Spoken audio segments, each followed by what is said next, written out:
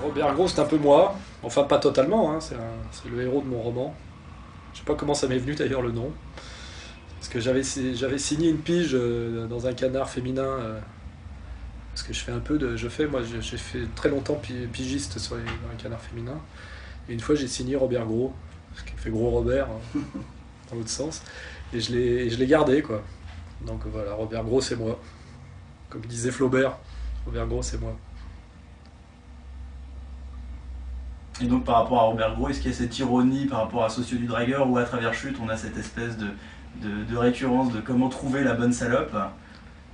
Bah ça en fait c'est un article qui m'avait été commandé, parce que en fait moi je recycle parce que j'aime pas travailler pour rien. Donc c'est un article qui m'avait été commandé je crois par Penthouse, un truc comme ça, et qui a cessé d'exister avant livraison. Donc je l'avais en stock sur mon disque dur, et je voulais en faire quelque chose parce que je le trouvais bien. Et dans le bouquin je me suis dit c'est bien de montrer il y a une espèce de système de mise en parallèle de la misère quotidienne du journaliste et des sujets qu'il est obligé de traiter pour bouffer. Et évidemment, il traite des sujets de drague, sur des dragues en vacances, alors qu'il vit en banlieue avec sa femme malade et son chien. Et bon, je me suis resservi de cet article que j'avais déjà écrit, je l'ai un petit peu remanié, pensant que il y avait un effet de contraste et que comme je disais, ça restitue bien ce que c'est que la réalité du journaliste, quoi, qui fait le beau. Au moment où il bosse, c'est qu'il y a été un quotidien précaire, complètement minable. Hein. C'est la réalité de 99% des journalistes aujourd'hui. Quoi.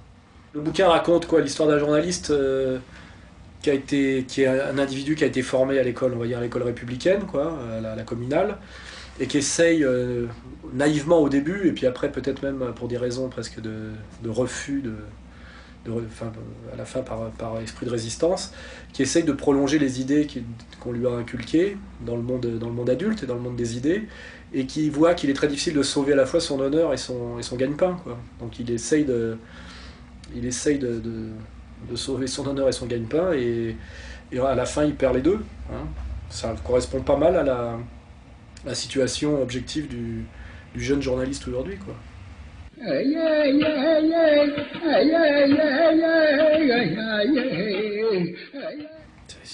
En fait, c'est une métaphore sur le communautarisme. Oui, tant qu'on traite des sujets sociétaux légers, c'est-à-dire ou c'est-à-dire les sujets transgressifs d'avant-hier ou même d'avant-avant-hier, c'est-à-dire le cul, on a bien compris. Hein. Le cul, le pape, enfin les trucs qui font encore bander les mecs de Charlie Hebdo, à la limite, toi, les vieux cons de Charlie Hebdo, là, tu sais, cracher sur le pape, montrer de la fesse. Alors là, c'est la transgression, la transgression normalisée, normative par excellence. Là, ça va, on peut faire le malin, genre le dissident Canal+, quoi. Puis dès qu'on continue à vouloir réactualiser la transgression, aller sur les vrais sujets qui fâchent, les sujets qui font problème, qui posent les mêmes questions, là, on s'aperçoit ça dégringole très très vite. On se fait sortir du jeu très vite. Et même 99% des journalistes ont intégré cette problématique. Hein. Ils savent les sujets à éviter, et ceux qui y vont, de toute façon, se font sortir du jeu, ce qui fait qu'effectivement ces sujets n'existent pas dans le monde des médias et dans la presse. Quoi. Ah, les méchants américains, oh là là là là là là là là. Oh, les méchants américains, ils ont lancé 2 méchantes bombes atomiques sur les gentils petits japonais. Mais oui, c'est des fous. Mais c'est vrai, ça. Dantec, non, il me fait doucement marrer, tu vois. De toute façon, lui, grand lecteur des Léon Blum et de Mestre qui joue les sionistes, il est à peu près aussi crédible qu'Ardisson. Hein, je veux dire, je pense que les autres en face sont pas si bêtes, quoi. Moi, mes valeurs sont progressistes, c'est-à-dire que tous les grands intellectuels dont je me réclame sont des juifs quand même, c'est quand même hallucinant, tu vois. Mais malgré tout, je suis critique envers la dérive communautaire, puisque c'est cohérent avec l'analyse de ces grands anciens-là, tu vois. Eux, c'est l'inverse. Toute leur culture est une culture d'extrême droite antisémite, et ils prétendent être sionistes aujourd'hui, parce qu'ils se disent c'est eux qui incarnent le mieux la force et la brutalité, tu sais, cette idée de...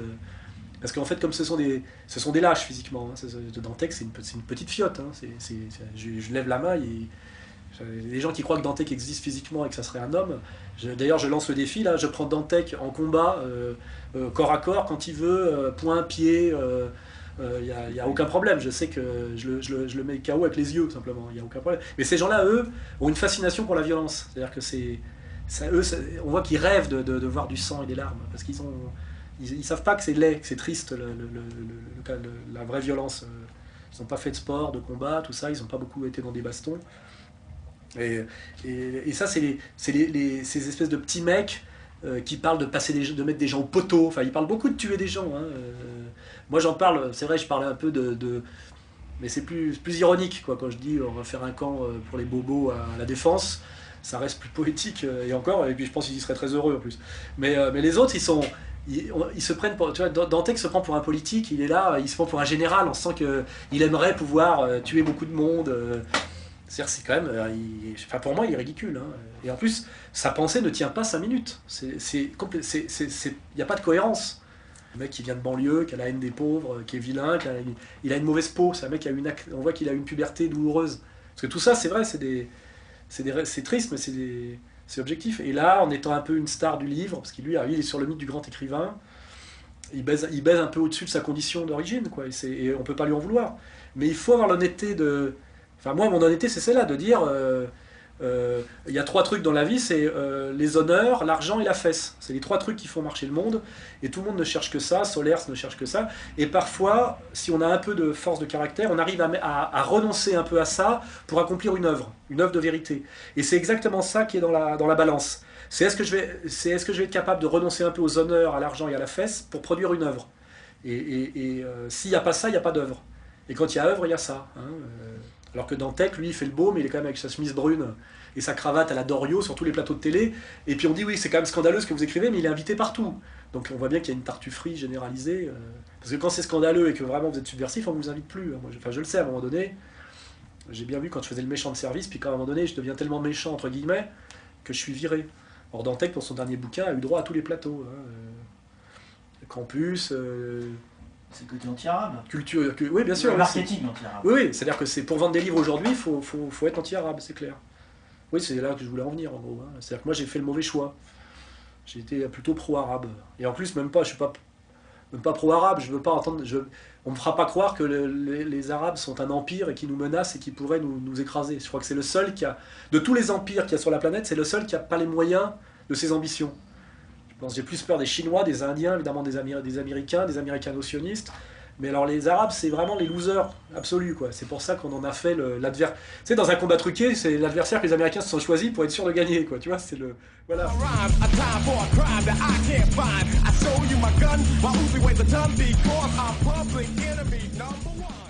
Si tu regardes la géographie du bassin parisien, l'obscénité et l'immoralité, elle est là. Tu as une ville de bobos entourée de hordes de banlieusards du tiers-monde, faméliques et haineux.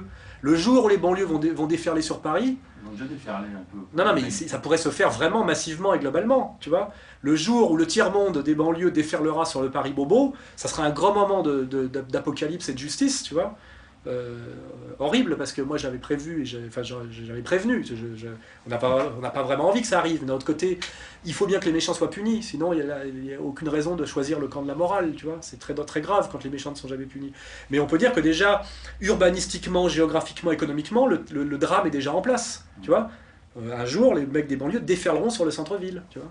Les écarts vont se creuser encore, parce que Paris va encore s'enrichir, les banlieues encore s'appauvrir, les tensions communautaires et sociales s'aggraver, l'arrogance des élites est encore plus visible et explosive, la chape de plomb sur les médias et donc sur la liberté d'expression de ce que je vous dis là, encore plus bloquée.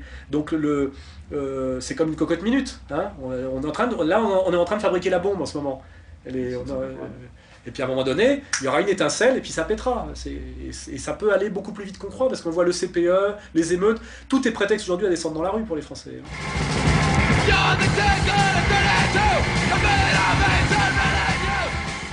Richard Durd, ouais.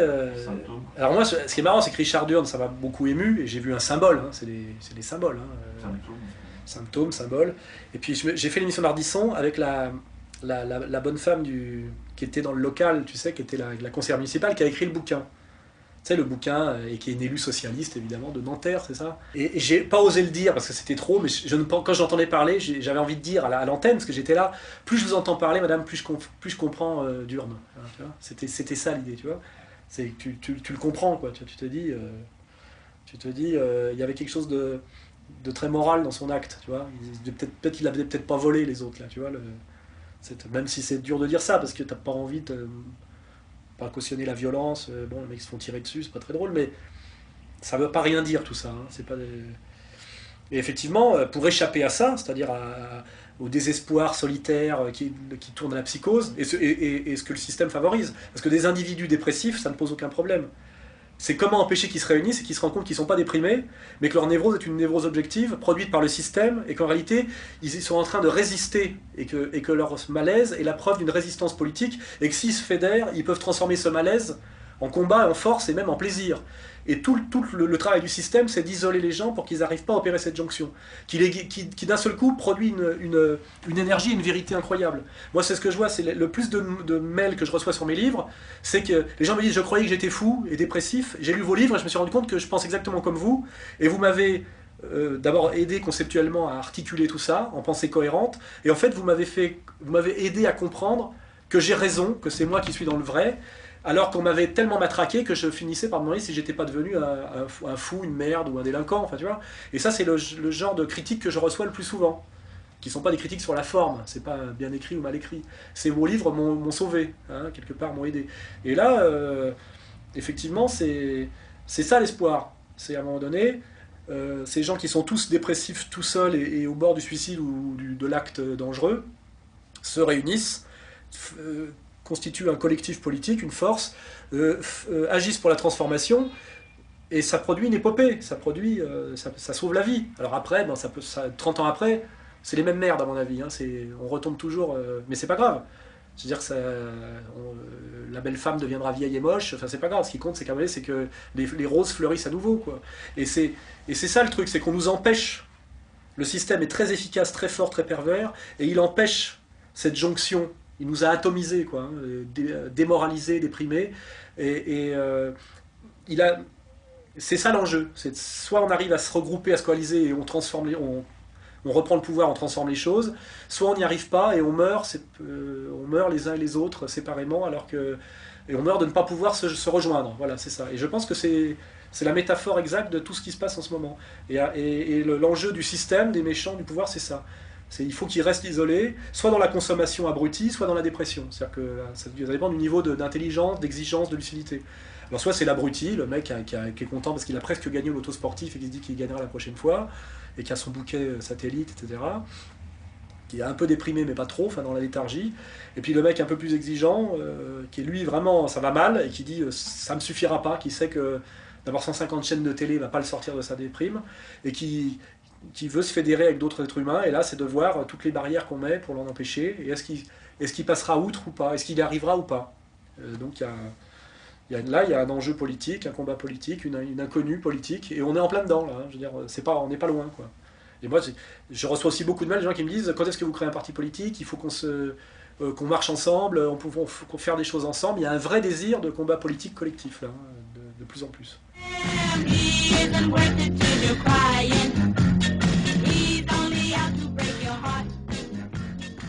Mon adolescence, je l'ai faite entre 74, tu vois, je suis rentré dans la vie en 74, 75, 76, et à cette époque-là, c'était les années 70, il n'était pas possible de vouloir rentrer dans le système, ça n'avait pas de sens. Tu vois, les années 80 ont remis le système à la mode, la fin des années 80 d'ailleurs. Hein.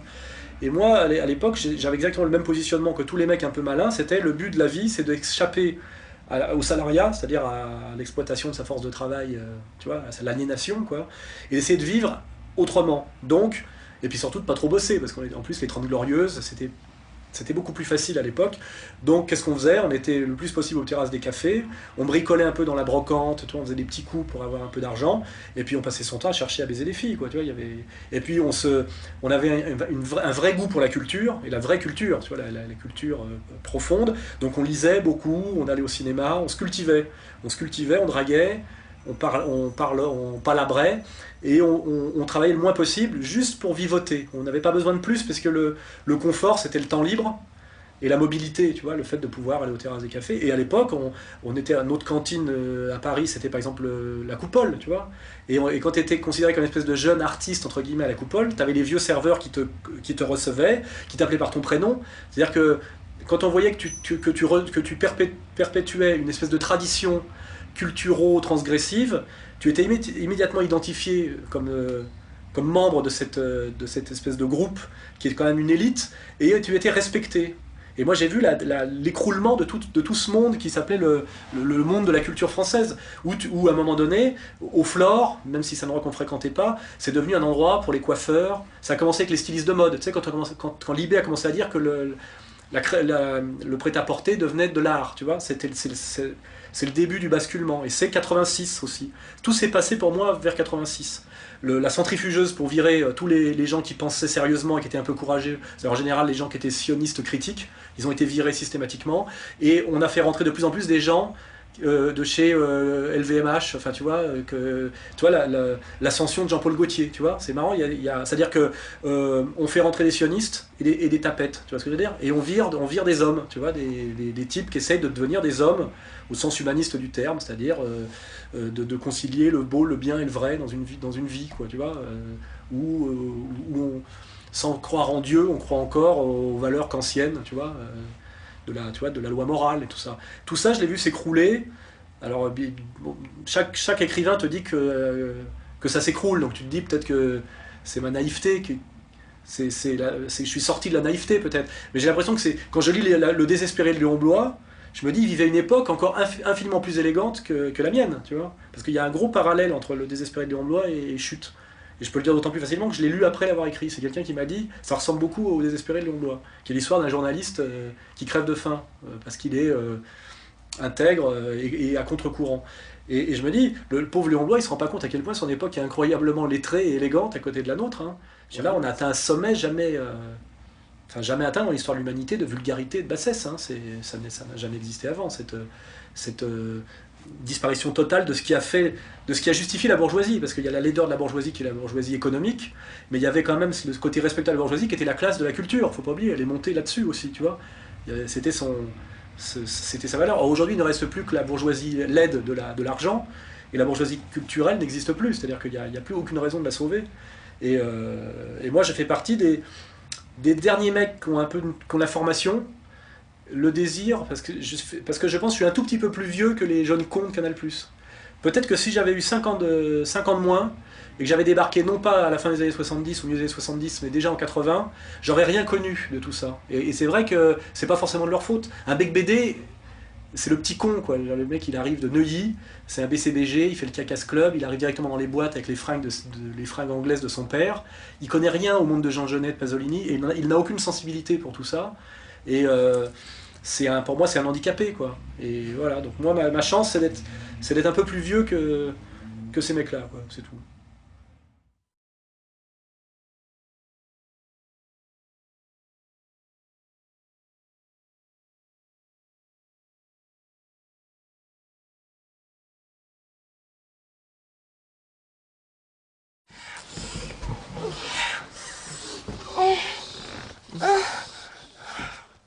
J'ai fait un bouquin sur la mode, parce qu'en fait, pourquoi je fais un bouquin sur la mode? Parce que je m'habillais pour rentrer dans les boîtes. Et comme j'avais pas un rond, il fallait que j'ai l'air moins pauvre et plus smart que ce que j'étais réellement. Donc on allait aux puces, et on essayait avec un budget minimum de savoir acheter les fringues d'occasion les plus belles possibles. Donc je suis devenu par là même un spécialiste de la mode, pour pouvoir rentrer dans les boîtes pour draguer, tu vois, c'est des mécanismes très simples, tu vois. Et Sociologie Dragueur, c'est la continuation de ça, c'est-à-dire qu'à un moment donné, c'était, on ne fait rien, qu'est-ce que c'est que le but de la jeunesse? C'est baiser des belles gonzesses, et donc on apprend le métier, c'est-à-dire la drague de rue. Et puis à un moment donné, je fais ça pendant des années, et puis comme j'avais fait un succès avec les mouvements de mode, je me suis dit, tiens, il faut bien que je fasse quelque chose pour croûter, je vais faire un livre sur ce que je sais faire, c'est-à-dire la drague, et je fais sociologie du dragueur. Mais là où j'ai un côté un peu qui me dépasse, c'est que j'aurais pu faire un guide de la drague, tu vois, un truc facile, simple, la drague on dit le son. Et je fais un bouquin qui est un bouquin de philo, un bouquin de sociaux, incroyablement ambitieux, difficilement lisible, tu vois. Je mets la barre très haut, quoi, tu vois, c'est ce côté, c'est ce qui me dépasse un peu. Et puis surtout, après avoir fait ce bouquin, je peux plus draguer, quoi, tu vois. Mais d'ailleurs, là je dis ça, c'est pas un hasard, c'est que j'ai rencontré ma femme, et c'est le livre que j'ai fait pour bien lui montrer que j'arrêtais le métier, quoi, parce que... Le vrai de la drague par la drague. C'est le cadeau, ça a été mon cadeau de mariage, ça a été ce livre, puisque dès lors que je suis officiellement spécialiste de la drague, un dragueur ne dit jamais qu'il est dragueur, il est tout sauf dragueur, tu vois. Donc là, j'étais complètement repéré, et d'ailleurs pendant des années, ça m'a coûté très cher, parce que j'étais le spécialiste de la drague, l'ignoble dragueur des médias, et pour les filles, c'est le monstre, tu vois. Elles sont obligées de te repousser. C'est-à-dire qu'il y avait aussi un côté pervers, c'était je m'étais mis le handicap maximum, tu vois, ce côté que j'aime bien, qui est la course au handicap. C'est-à-dire que quand les gens me disent, ouais, finalement, t'as pas réussi à percer dans le cinéma, j'ai dit, mais attends, que j'ai réussi moi à faire un long métrage, à aller prendre 1 milliard de centimes à un producteur avec mon CV, c'est déjà énorme, tu vois. Quand tu vois qu'il y a des mecs qui font que lécher des culs, aller à Cannes en stop pour essayer de faire un film et qui n'en font jamais. Moi, j'ai toutes les casseroles possibles et imaginables pour pas pouvoir faire de film, et j'ai quand même réussi à en faire un. Tu vois, donc il y a aussi ce jeu du handicap que j'aime bien, moi. C'est toujours parler de cordes dans la maison du pendu. Tu sais. Je suis un peu calmé maintenant, mais je pense que c'est l'âge. Avec l'âge, la testostérone baisse un peu, et c'est ce qui m'a libéré de l'énergie pour l'écriture. C'est-à-dire que je me suis mis quand même à produire de façon beaucoup plus sérieuse. C'est-à-dire que là, en 5 ans, j'ai sorti 4 bouquins quand même. Et ça, c'est grâce au fait que j'ai moins dragué. Parce que je me suis marié, parce que j'ai un peu vieilli. Parce que c'est vrai que pendant des années, la drague m'a pris pratiquement tout mon temps. C'est-à-dire que il y a un côté addiction, hein. C'est une drogue. Hein. D'ailleurs, dès lors que... Je vois très bien le truc, c'est que la drague et l'héroïne, c'est des vases communicants. Hein. Quand tu dragues moins, tu te drogues plus. Quand tu dragues plus, tu te drogues moins. Tu vois, il faut qu'il y ait... Tu vois, il faut qu'il y ait l'un ou l'autre. T'es des dragueurs héroïnisés ou... Non, mais je veux dire, si les périodes où j'ai pu draguer, j'avais un tel manque existentiel qu'il fallait que je le compense, et il m'est arrivé, si tu veux, de tomber dans certaines addictions, de produits interdits dont je ne parlerai pas. Mais c'est comme ça que je me suis rendu compte que j'avais été un drogué de la drague. C'est-à-dire qu'en réalité, c'était totalement pathologique. Hein. Ça me dépassait totalement. Et que ça m'avait empêché, de toute façon, de faire une carrière normale. Puisque je me rappelle même, j'ai eu certains rendez-vous. Un jour, j'ai un rendez-vous avec une agence de pub, la CLM BBDO, tu vois, pour être engagé comme planeur stratégie à 45 000 balles par mois, tu vois. J'y vais, et sur la route, je vois une belle gonzesse, je lui parle, je la suis, je vais pas au rendez-vous, tu vois, alors que j'avais rendez-vous avec le big boss, tu vois. Et ça, tu vois, c'était plus fort que... Et ça m'a sauvé d'une certaine manière, parce que sinon j'aurais pu devenir un petit compte publicitaire comme Bec BD. Et non. Justement, comment tu as pu concilier ça avec juste 20 ans de drague, enfin je sais pas combien d'années de drague tu as passé pour faire ton échantillon statistique significatif? Ah bah là je parle de toutes les meufs que j'ai réussi à emballer, mais je te parle pas du nombre de meufs avec lesquelles je me suis grillé, parce que je me suis mis à parler de politique alors qu'il aurait pas dû, tu vois, il n'aurait pas fallu. J'en ai foiré beaucoup aussi, hein. Mais je le savais, tu sais, je savais exactement la faute qu'il fallait pas faire, et parfois je la faisais. C'était une question de... Ça dépendait du manque, tu vois, c'est une question de testostérone, tu vois. Mais souvent, ouais, j'ai fait l'erreur, mais en connaissance de cause. Parce que tu sais très bien les sujets à pas aborder avec les filles. Quand je me faisais chier avec une conne super belle, mais vraiment très très conne, et j'avais honte de désirer à ce moment-là une conne, à un moment donné, je lui faisais comprendre que je la prenais pour une conne, ce qui était une erreur totale. Mais ouais, effectivement, j'avais ce sursaut moral, tu vois. Ça m'arrivait pas à chaque fois, mais ça m'est arrivé... où j'étais moi-même mon propre ennemi, tu vois. Je foutais en l'air toute ma technique. Tu vois. Ouais, c'est comme ça. Et du coup, je rentrais chez moi lire, tu sais, parce que quand tu rentres, t'as pas baisé, t'as la haine, t'as une énorme énergie, et je me jetais sur un bouquin de philo marxiste, tu vois. Tu vois, donc il y a aussi ça, tu vois, la femme et le livre, tu sais. Garder un peu de libido pour lire. Oui, c'était vraiment... pour moi, il y a deux choses, il y a le livre et la femme, qui sont vraiment les opposés absolus, quoi. Et d'ailleurs, il faut équilibrer les deux. Hein. Il y a des mecs qui ont 100% livre, 0% femme. Et ça, c'est Althusser, quoi. Tu vois, c'est des cons. Tu vois. Tu peux pas être intelligent si t'as pas connaissance du réel et bagage théorique. Tu vois. Il faut en permanence garder les deux en contact. La femme et le livre, pour ça, c'est parfait. Tu vois. C'est le réel. Tu vois, le réel. C'est ces deux choses associées. Si t'as la femme sans le livre, t'es un bourrin. Si t'as le livre sans la femme, t'es un espèce d'ange perdu sur Terre. Tu vois, mais t'es pas un homme. Tu vois.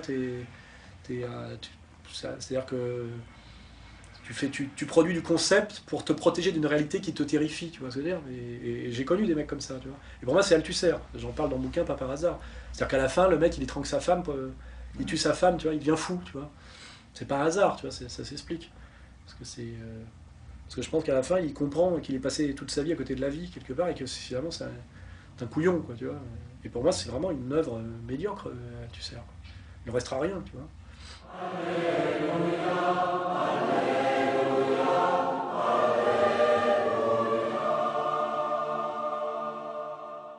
J'explique bien que le but de la drague, c'est de se préparer à rencontrer la femme qui est vraiment faite pour toi, pour laquelle tu es vraiment faite. C'est un long processus d'apprentissage, initiatique, comme dans les romans, enfin pas les romans d'ailleurs, les épopées, les chansons de gestes et tout ça. Et à la fin, bah, tu rencontres enfin la femme que tu cherchais, t'arrêtes de draguer, et le mariage à l'église, c'est le symbole que enfin tu renoues avec la transcendance, tu vois, parce que la drague, c'est le rapport à la femme réduit à sa réalité mécanique, tu vois, c'est l'immanence absolue, tu vois, c'est que du bricolage, c'est que du hardware, là, tu vois, tu étais les mains dans le cambouis tout le temps. Et donc c'est parfaitement, justement, c'est parfaitement logique. Tu passes de ce monde de matérialiste et mécanique complet qui est la femme comme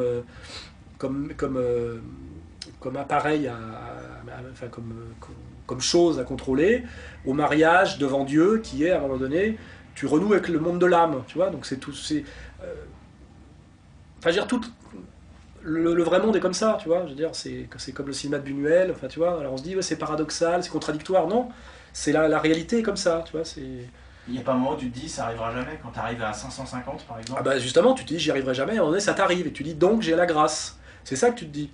Tu te dis j'ai quand même la grâce, c'est-à-dire tu dis quelque part Dieu est avec moi même si tu crois pas, parce que de temps en temps il t'arrive un truc bien. Moi dans ma vie j'ai fait n'importe quoi, on a toujours dit que j'allais crever le demain ou je terminerai clodo, et j'ai toujours le petit truc magique qui m'arrive au moment où d'ailleurs où je suis pratiquement au fond du trou, tu vois, qui fait que je m'en sors, et qui me dit j'ai un destin, j'ai la grâce, tu vois, ça te donne...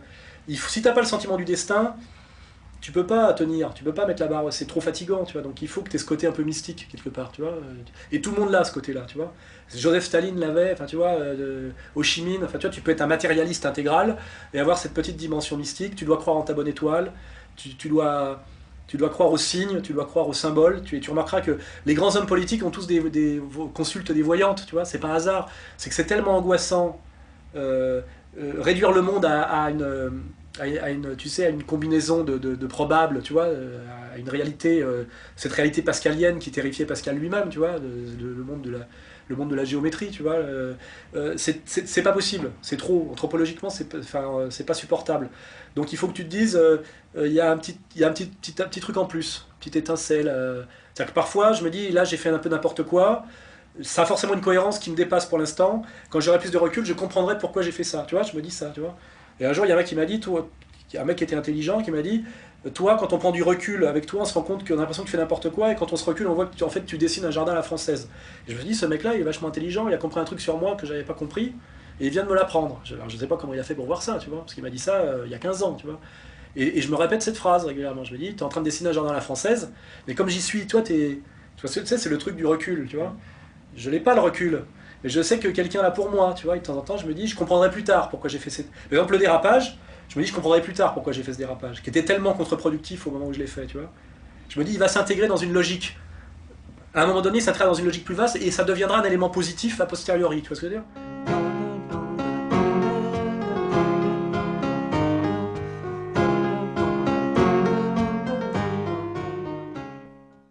Bah, Jean-Louis Coste, ouais, c'est un camarade, c'est marrant, c'est un type, on est copains, quoi.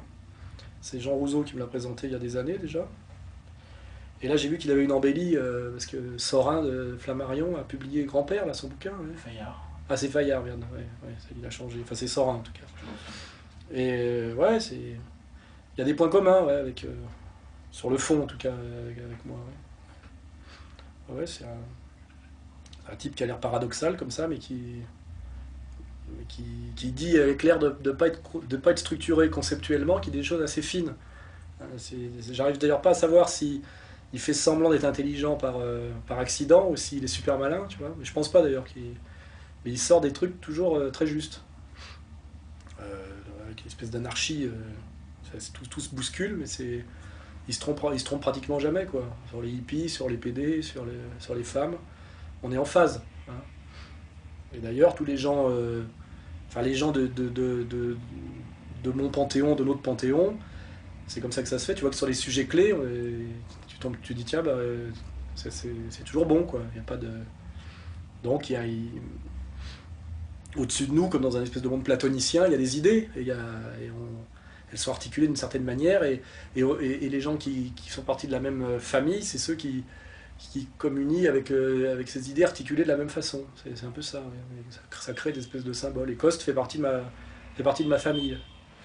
Pas du tout formellement, hein, mais sur la manière d'articuler les choses. Il est alors même assez proche de moi, je pense. Plus proche peut-être même que Nab, tu vois, qui peut aussi faire partie un peu d'une famille. Dans le côté désespérado, là, de Coste, il est plus punk que moi encore, ouais, visuellement. Peut-être que politiquement, il l'est moins d'ailleurs. Parce qu'il l'est tellement plus esthétiquement qu'à mon avis, ça le met moins en danger, à mon avis, politiquement. Ouais. Il est plus artiste. Ouais.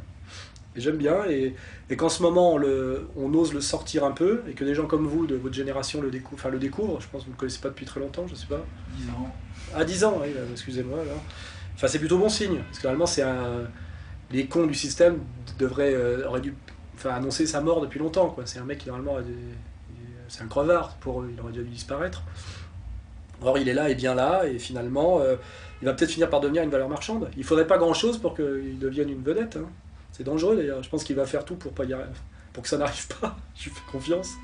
Hein. Bah, salut Coste. Et d'ailleurs, tiens, pour parler de Coste, il avait écrit un article génial dans Cancer, là, une revue de crétins, mais il y avait de temps en temps un truc pas mal. Et il avait écrit un texte sur le tournage d'Irréversible de Gaspard Noé, qui était d'une drôlerie inouïe, et il s'était permis, et c'est le seul qui peut le faire, de se foutre de la gueule de Gaspard Noé comme petit mec normal, tu vois. C'est-à-dire que tu vois, Coste, c'est le Gaspard Noé de Gaspard Noé. Et quand tu as vu Seul contre tous, qui est quand même vraiment un film, tu vois, tu te dis, y a que Coste qui peut prendre Gaspard Noé pour Claude Lelouch, tu vois ce que je veux dire. C'est assez drôle, c'est un truc c'est comme des poupées russes, tu vois. Donc, salut Coste, bonne chance à toi.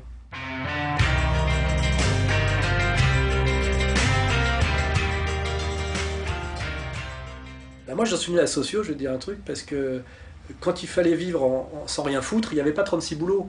C'était que des boulots d'escrocs. Il y avait photographe, tu vois, avec les claques merci Kodak, tu vois, ça permet de draguer des filles.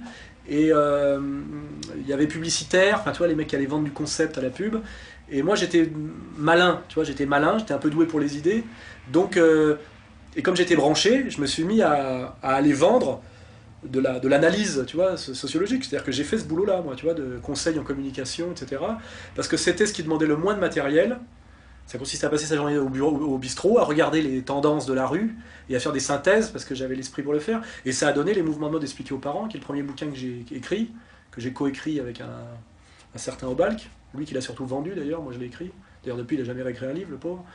Moi c'est mon 9e.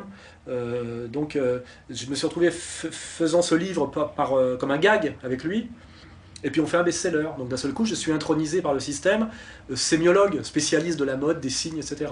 En réalité, c'est presque un hasard. C'est que j'aurais pu continuer, si j'avais pas fait ce bouquin par boutade et parce que je m'étais à coquiner avec un universitaire un peu arriviste, tu vois, qui était plus travailleur que moi quelque part, je serais peut-être resté à faire ces mêmes analyses au bistrot, tu vois.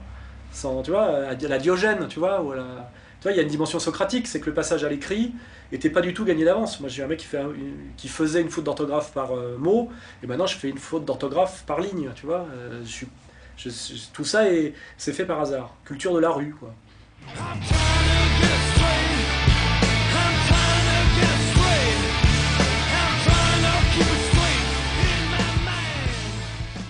Ça peut paraître chiant, mais moi je pense que c'est pas le moralisme, hein, mais la morale, oui, évidemment, l'éthique, enfin le sens de l'honneur, enfin je veux dire, c'est les choses les plus rares, les plus belles qui existent.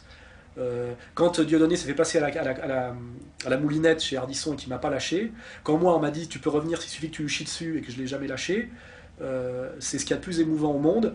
L'amour inconditionnel d'une femme pour celui qu'elle s'est choisi, qui peut donner aussi bien Eva Braun qu'Ariel Dombal, hein, c'est-à-dire c'est très émouvant de voir que même un con comme Bernard Lévy a une femme qui l'aime au-dessus de tout, tu vois, c'est très rassurant pour l'humanité, tu vois, c'est bien, c'est-à-dire que même lui, il a une femme qui pense que c'est le meilleur homme du monde, ben, c'est bien, bravo, et il y a ça, et puis l'ami fidèle, tu sais, le mec qui ne te trahit pas et qui préfère mourir que de renier sa parole. C'est les deux, d'abord c'est les héros du cinéma, c'est pas pour rien, c'est les héros, c'est ça. Hein, le héros du film, c'est celui qui meurt plutôt que de trahir, donc il n'y a pas de problème. C'est celui que tu rêves d'être quand tu as 5 ans, tu rêves pas d'être le félon, tu vois ce que je veux dire. Donc Donc finalement, je ne fais jamais qu'essayer d'accomplir mes rêves de gosse. Je vois que ça coûte beaucoup plus cher que ce que je croyais, que j'y arrive avec beaucoup de difficultés. C'est-à-dire qu'il y a des moments où l'honneur est sauf de justesse. C'est-à-dire que je chie dans mon froc, mais je mets un pantalon marron, pour que ça se voit pas. Et puis je fais comme, tu vois, je garde la posture, tu vois, parce que ça, il y a des moments, ça fait mal, tu vois. C'est pas, faut pas croire que c'est facile, c'est pas, tu sais, comme dans les films de KPDP où tu ferrailles comme ça. Non, en réalité, t'as la trouille, tu prends des coups, c'est douloureux, mais c'est pour ça que ça vaut quelque chose, parce que c'est difficile.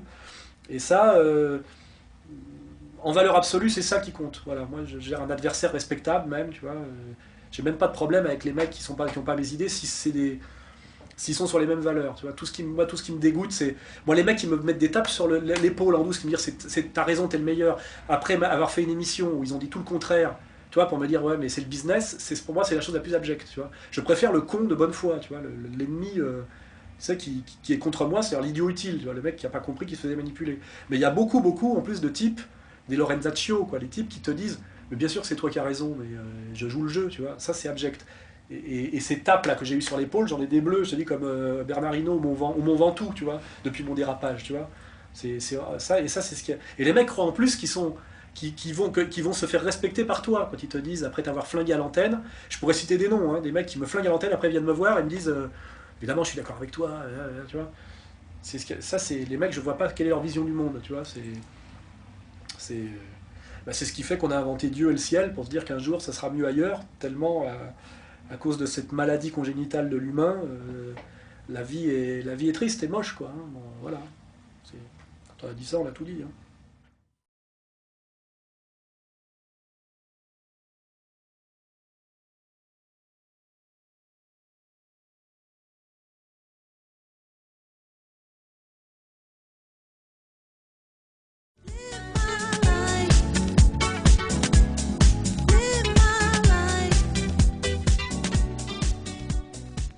J'ai simplement besoin de dire à quel point, à un moment donné, ces élites sont dans le déni de réalité. C'est-à-dire qu'ils refusent la réalité.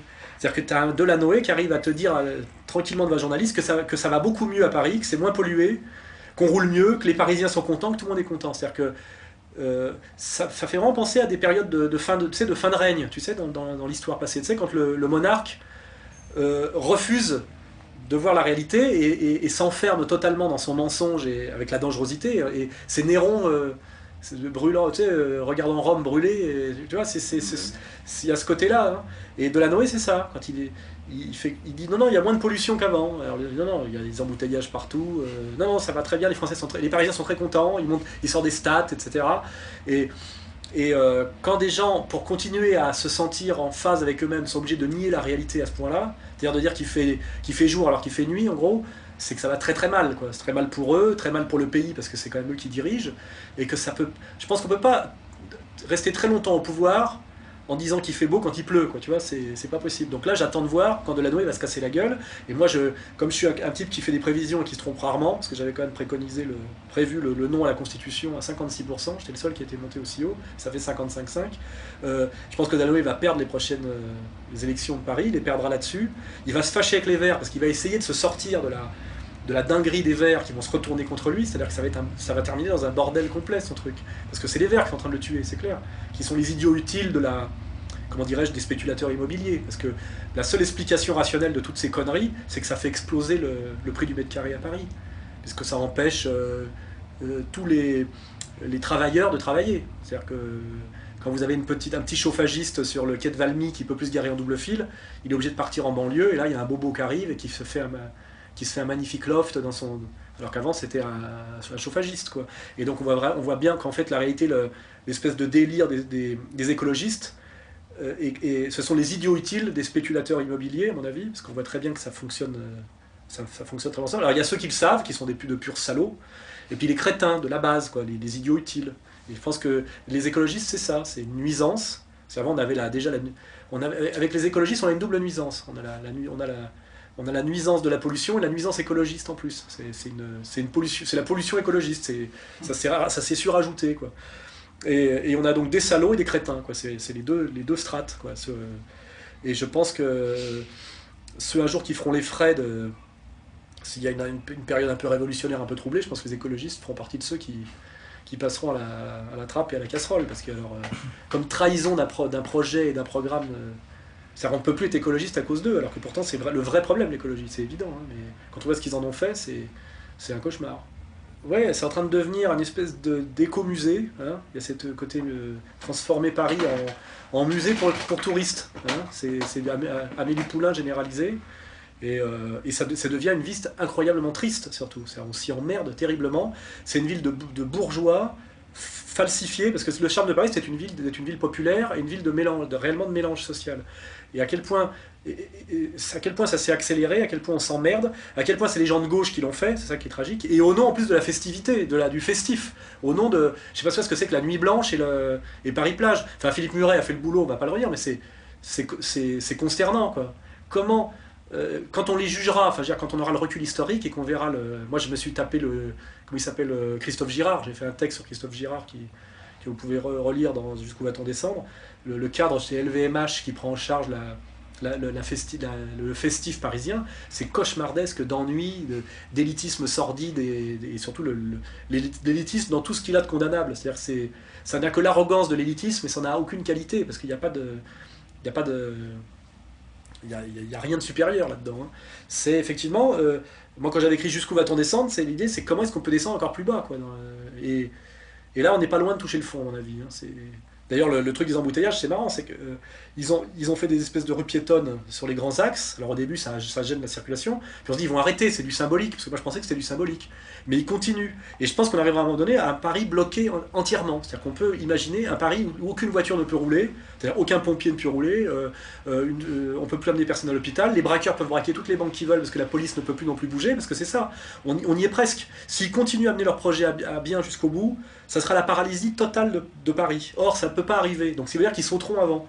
Et à un moment donné, il faudra que, quand on voit les milliards que ça coûte, parce qu'il faut voir ce que ça coûte le mètre linéaire de chaussée refaite à Magenta, c'est moche, parce que c'est très laid, c'est du bricolage. Hein. Il faut foutre un petit arbuste merdeux, un banc, une piste cyclable au milieu du trottoir. C'est-à-dire que un mec est censé passer en roller, alors que tu es censé pouvoir marcher avec ta grand-mère. Enfin, c'est délirant, ça ne marche pas. C'est de la merde. Ce n'est pas solide. Moi je vois ce qu'ils ont fait la rue de Bretagne, t'as vu, c'est du goudron noir pourri, les lampadaires Napoléon IV, c'est déjà tout dégradé, les arbres sont déjà en train de crever parce qu'ils n'ont pas de terre, c'est du décor de cinéma, ils n'ont pas d'argent vraiment, ils font tout au rabais, c'est que du cygne, c'est-à-dire que ça va devenir très moche, c'est antifonctionnel, et il y a un maire derrière qui va être obligé de tout recasser et de remettre dans l'autre sens, et on va payer 2 fois, parce que ça coûte des milliards et des milliards, hein. C'est hallucinant, c'est-à-dire que normalement, dans une période révolutionnaire, les gens qui ont fait ça, ils peuvent être guillotinés s'il y a un Robespierre qui vient. Hein. Il peut y avoir de la guillotine. Hein. Ça mérite, hein, largement. Hein. On en a guillotiné pour moins que ça, je dirais.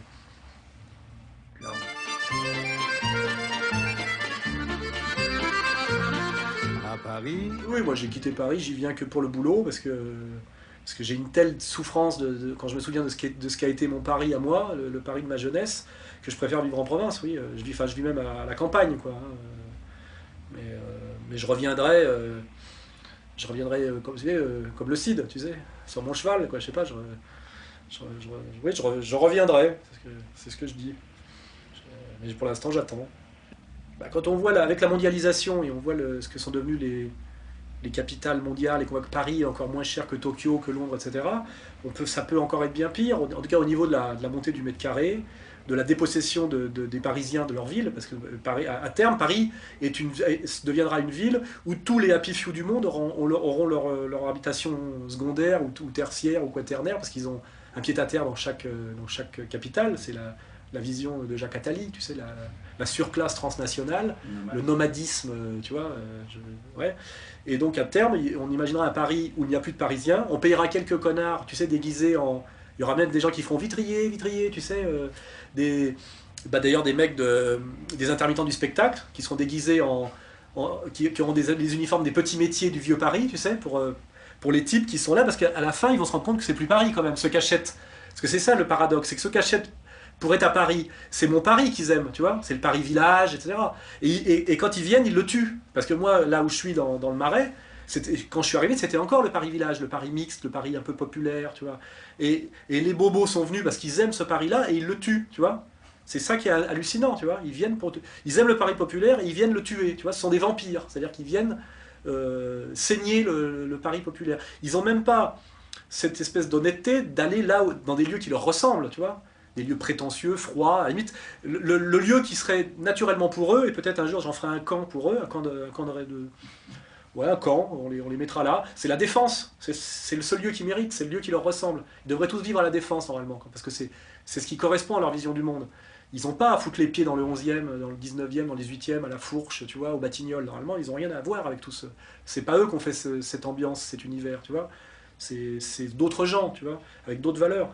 Et je crois qu'on va arriver à un moment donné où on aura un Paris à 80 000 balles le mètre carré, où il y aura que des Japonais, des milliardaires américains, des Israéliens, enfin tu vois, tous les happy few de la mondialisation financière, et avec des intermittents du spectacle déguisés en ramoneurs, en boulangers du 19e, tu vois, des poulbeaux, tu vois, ou alors les gosses des écoles, s'il en reste encore, parce qu'à mon avis, pourquoi il y aurait de gosses, ou alors des gosses adoptés par des pédophiles, je sais pas, mais qui seront certainement des petits Philippins. On les déguisera en petits poulbeaux pour voir des petits poulbeaux courir, ou je sais pas quoi.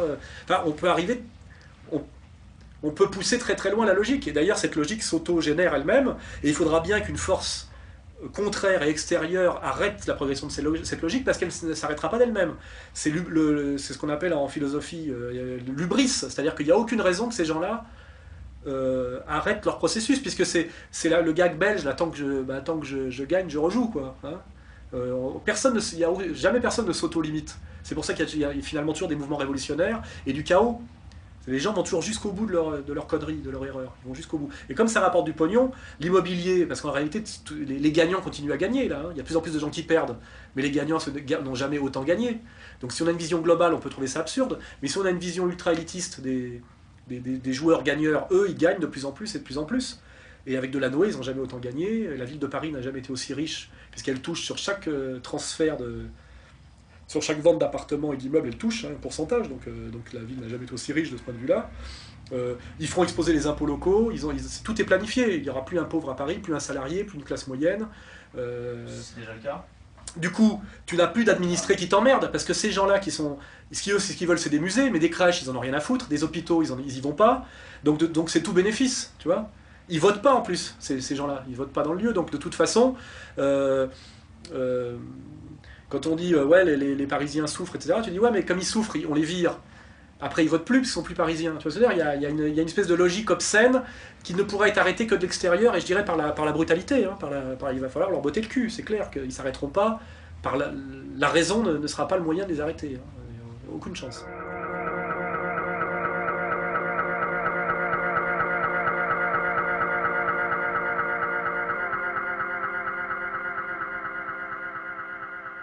Oui, mais les Français sont riches, l'État est ruiné, mais la France a une épargne privée énorme, c'est vrai. Mais il y a un critère important, c'est que les Français s'emmerdent, ils sont très dépressifs, on est les plus gros consommateurs d'antidépresseurs du monde. Donc c'est-à-dire que cette vie ne les amuse pas, ils s'emmerdent, c'est même s'ils consomment, s'ils sont pas dans la... Il y a aucune misère matérielle, mais il y a une misère spirituelle énorme. C'est-à-dire qu'on est passé d'un monde où la vie matérielle était dure, mais où la vie spirituelle avait infiniment de charme. Et ce monde s'est totalement inversé. On a une vie matérielle assez facile et une vie spirituelle d'une pauvreté inouïe. Et là, on se rend compte que cette détresse spirituelle est une forme de paupérisation, une forme de misère qui largement aussi grave que l'autre. Hein. D'ailleurs, on l'expérimente. C'est les nouvelles misères, ça, c'est les sociologies, la nouvelle sociologie de la misère. Hein, parce qu'en banlieue, c'est ce que je disais, il n'y a pas de miséreux en banlieue. Les mecs des émeutes, ils sont habillés, ils bouffent, ils ont des téléphones portables avec télé. C'est pas les favelas, c'est pas la période mexicaine de Buñuel, tu vois. C'est pas Los Olvidados. Mais n'empêche que ils supportent pas leur vie tous les jours, tu vois. Donc, et ça, c'est un fait anthropologique qu'on doit intégrer. La France est un pays de merde, on vit une vie de merde, tout le monde s'emmerde, les riches comme les pauvres. Il y a quelques connards qui jouissent parce que vraiment, ils sont allés très très loin dans la destruction de leur propre âme, tu vois. C'est-à-dire pour eux, la vie est une espèce de slalom entre les musts, tu vois. C'est une course aux musts, tu vois. Mais ces gens-là sont très peu nombreux, ils sont très laids, sont de très mauvais exemples. Ce sont des parasites intégraux hein, à tous les niveaux, et ils ne pourront pas tenir la boutique très longtemps. Hein. Et je pense qu'à un moment donné, même, il y aura peut-être une alliance objective entre tous les miséreux, tu vois ce que je veux dire ? C'est-à-dire que les cadres miséreux, les catholiques miséreux, tous ceux qu'on en marre, qui sont peut-être capables pour se dire, on a les mêmes ennemis, on va peut-être s'allier, parce que Et là, je vois se dessiner quelque part le rapprochement étrange entre la colère de Dieudonné et la colère des lepénistes. Tu sais, à un moment donné, tu te dis que Bernard Lévy a raison. Il n'y a plus tellement d'écart entre. Il y a beaucoup plus de fraternité entre Dieudonné et Le Pen qu'entre Dieudonné et tous les gens qui l'ont marginalisé, quoi. Alors qu'ils venaient de ce milieu-là, tu vois. Et finalement, est-ce que c'est pas ça la France qui peut se sauver demain? C'est un Le Pen et un Dieudonné qui se tendent la main et qui se mettent à se parler en disant voilà, ça c'est la France des Gaulois, ça c'est la France des immigrés, évitons les intermédiaires, parlons. Finalement, on se rend compte que ces gens-là ont peut-être les mêmes valeurs de dignité, de travail, tu vois, ce sont des bonhommes, quoi, tu vois, on voit que on est face à des êtres humains, tu vois. Et je crois d'ailleurs que les autres en face en ont très peur, hein, que cette jonction puisse s'opérer, tu vois. Et c'est pas totalement utopique de penser que, à cause de toute l'accumulation d'erreurs des autres, ça puisse se faire, à force de les pousser, tu sais, on les pousse dans les bras l'un de l'autre, tu vois. Et d'ailleurs, le rapprochement Dieudonné-Le Pen, c'est l'abjection absolue de toute la boboïtude standard, hein. C'est la monstruosité absolue. Or, pour moi, c'est le plus grand espoir. Bon, là j'ai décidé d'arrêter de faire de la fausse modestie parce que ça se verrait. Donc c'est vrai que mon livre est bon. Le mec, il a réussi un truc énorme, quand même, tu vois, de devenir la Françoise Sagan de l'époque, ce qui est très très difficile, c'est-à-dire une réussite totale, en étant quand même le meilleur de sa génération, parce qu'il faut quand même pas mentir, c'est quand même un très bon, tu vois, en étant infiniment pervers, parce qu'il y a quand même des trucs très très vicelards dans ses livres, et moi je pense que son dernier bouquin est peut-être beaucoup plus antisémite que le mien, tu vois, si on sait le lire, tu vois, et que les gens qui ont un peu de finesse l'ont remarqué. C'est peut-être pour ça qu'il n'a pas eu le Goncourt d'ailleurs, et que BHL s'est arrangé pour qu'il ne l'ait pas en montrant bien à Nourricier que c'était lui le patron, tu vois, parce qu'il y a tous ces arrière-plans qui sont assez drôles. Moi, Houellebecq, c'est le seul mec qui me pose problème en termes de. C'est un mec qui a un destin, qui a une stratégie qui est autre que la mienne et qui est totalement valable. C'est un balèze, quoi, tu vois. Pour moi, Dantec, c'est une truffe, Bec BD, c'est une truffe, tu vois. C'est des petits joueurs, c'est le bac à sable. Houellebecq, c'est balèze. C'est un mec qui a une force, quoi, tu vois, qui maîtrise, c'est un maître, tu vois. Et il fait un truc que je sais pas faire. Mais moi, je sais pas, moi, je me rends pas du tout compte de ce que je maîtrise. C'est-à-dire que je suis pas du tout admiratif de moi-même parce que je n'ai aucun recul par rapport à moi. Et je ne me pose de problème que par rapport à ce que je sais pas faire. Donc, je suis très admiratif de tout ce que je sais pas faire. Et j'ai aucun sentiment de fierté pour ce que je sais faire. Parce que moi, ce que je sais faire, ça me paraît, c'est normal, quoi. Mais par contre, je me dis, putain, Houellebecq, je saurais pas faire ce qu'il fait. Ça m'impressionne, tu vois. Alors, peut-être que lui se dit, Soral, il y a des trucs qu'il fait que je saurais pas faire. Je sais pas. Mais moi, Houellebecq m'impressionne, c'est vrai, hein. Déjà, être aussi célèbre, aussi riche et travailler autant, c'est pas facile. C'est un mec qui a une énorme force de caractère, hein. C'est un colosse, quoi. Il faut se rendre compte, hein, de ça. Et puis, c'est un mec qui, avec l'air de rien, est un maître tacticien. Il a une manière de dominer la situation qui est pas du tout la mienne, tu vois. Et qui m'impressionne. C'est vrai que j'ai pas, si tu veux, l'arrogance ou l'espèce de côté, le petit con jaloux qui dit du mal de Houellebecq, tu vois. Houellebecq, je peux le critiquer, tu vois. J'ai fait des textes pour expliquer politiquement pourquoi il avait eu 3 périodes, qu'il était passé de la critique du libéralisme à l'apologie du libertarisme, tu vois. Et quand c'est en ça qu'il avait été récupéré et qu'il était devenu le champion finalement des classes moyennes, et il a été un déculpabilisateur au lieu d'être un culpabilisateur. Il n'est pas un moraliste en réalité, il est un déculpabilisateur. C'est pour ça que c'est un type qui a un succès immédiat, et que peut-être c'est ce qui lui coûtera une partie de sa postérité, parce que peut-être ça peut se retourner sur Houellebecq, tu vois. Il sera peut-être considéré comme moins grand que dans 20 ans qu'aujourd'hui, tu vois. Mais en tout cas, il a réussi un coup énorme, et il est bon, quoi. Je veux dire, les gens qui me disent qu'il écrit mal font doucement rigoler, tu vois. Je te dis franchement que c'est le mec qui écrit le mieux de notre génération, tu vois.